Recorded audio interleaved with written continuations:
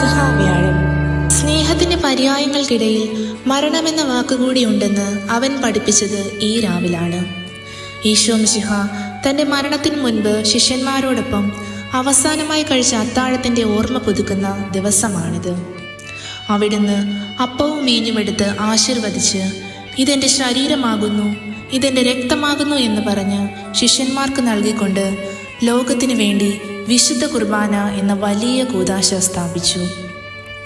ഈശോ മിശിഹ വിനയത്തിന്റെ മാതൃക കാണിച്ച് തൻ്റെ 12 ശിഷ്യന്മാരുടെ പാദങ്ങൾ കഴുകിയതിൻ്റെ സ്മരണയ്ക്കായി പള്ളികളിൽ പ്രധാന കാർമ്മികൻ 12 പേരുടെ കാലുകൾ കഴുകുന്ന ചടങ്ങ് നടത്തുന്നു. പെസഹ വ്യാഴാഴ്ചത്തെ കുർബാനയ്ക്ക് ശേഷം പള്ളികളിലെ അൾത്താര ശൂന്യമാകുന്നു.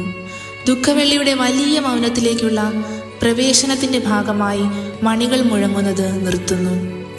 ഈശോ ഗെത്സമനി തോട്ടത്തിൽ അനുഭവിച്ച വേദനയെ അനുസ്മരിച്ച് അർദ്ധരാത്രി വരെ പ്രത്യേക പ്രാർത്ഥനകൾ നടത്തുന്നു. കേരളത്തിലെ ക്രിസ്ത്യാനികൾക്കിടയിൽ ഈ ദിവസം പെസഹ അപ്പം മുറിക്കുകയും പങ്കുവയ്ക്കുകയും ചെയ്യുന്ന പ്രത്യേക ചടങ്ങും നടത്തിവരുന്നു.